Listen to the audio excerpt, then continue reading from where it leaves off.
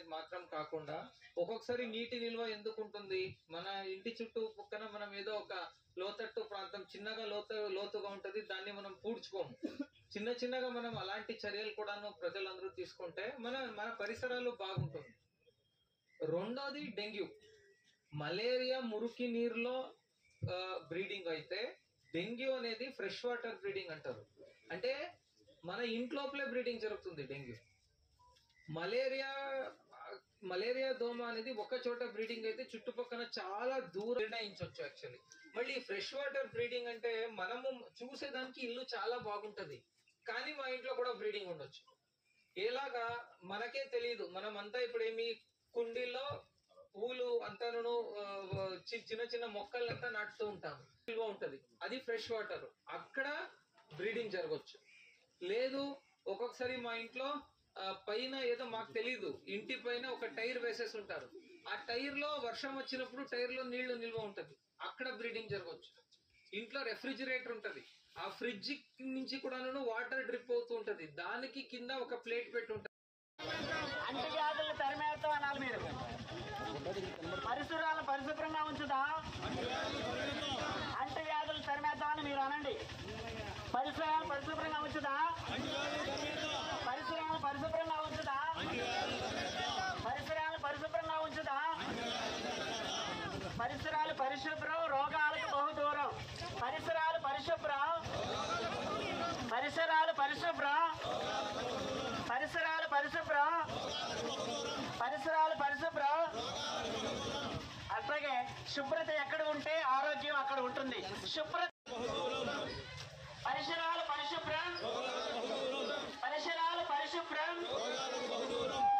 పరిసరాలు పరిశుభ్రం. అట్లాగే నీరు కలుషితమైతే మనిషి ఆరోగ్యం. రాష్ట్ర వ్యాప్తంగా స్వచ్ఛాంధ్ర స్వర్ణాంధ్ర కార్యక్రమం 175 నియోజకవర్గాల్లో కూడా ప్రతి పంచాయతీ కార్యాలయంలో కూడా జరుగుతూ ఉన్నాయి. ఈ కార్యక్రమాన్ని గౌరవ ముఖ్యమంత్రి చంద్రబాబు నాయుడు గారు పెద్దాపురంలో పాల్గొంటూ ఉన్నారు. ముఖ్యంగా ఈ కార్యక్రమం యొక్క ముఖ్య ఉద్దేశం, చెత్త ఉంటే చెత్త ద్వారానే పొల్యూషన్ వస్తుంది, పొల్యూషన్ ద్వారా అనారోగ్య సమస్యలు వస్తాయి. కాబట్టి అవి నివారణ చేసుకుంటానికి ప్రతి ఒక్కరిలో కూడా అవగాహన రావాలనేదే ఈ కార్యక్రమం యొక్క ముఖ్య ఉద్దేశం. ఇవాళ మచిలీపట్నం నియోజకవర్గంలో పోతపల్లి గ్రామంలో ఈ కార్యక్రమాన్ని జిల్లా కలెక్టర్ గారు, అలాగే డిపిఓ గారు, ఇతర పెద్దలందరూ కూడా వచ్చి పాల్గొనడం జరిగింది. ముఖ్యంగా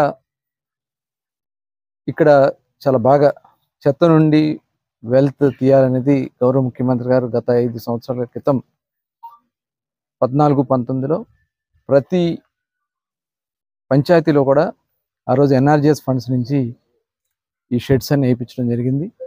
తర్వాత 5 సంవత్సరాలు నిరుపయోగంగా ఉన్నాయి.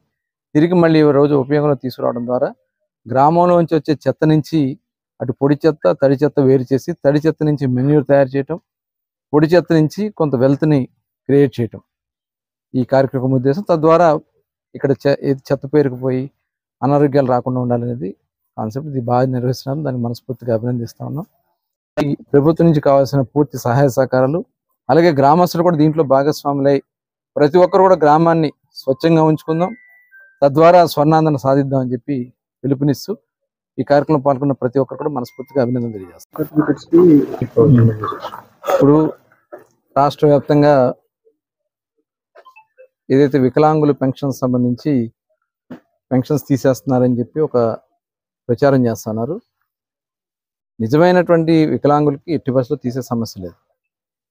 ఎక్కడన్నా అనర్హులండి వాళ్ళు సర్టిఫికేట్ తీసుకొస్తే అవి మాత్రమే తీస్తున్నారు. ఎక్కడన్నా ఇలాంటి అనుమానాలు ఉన్నా కూడా అవి నివృత్తి చేసుకోవడానికి అప్పీల్ చేసుకునే అవకాశం కల్పిస్తున్నారు.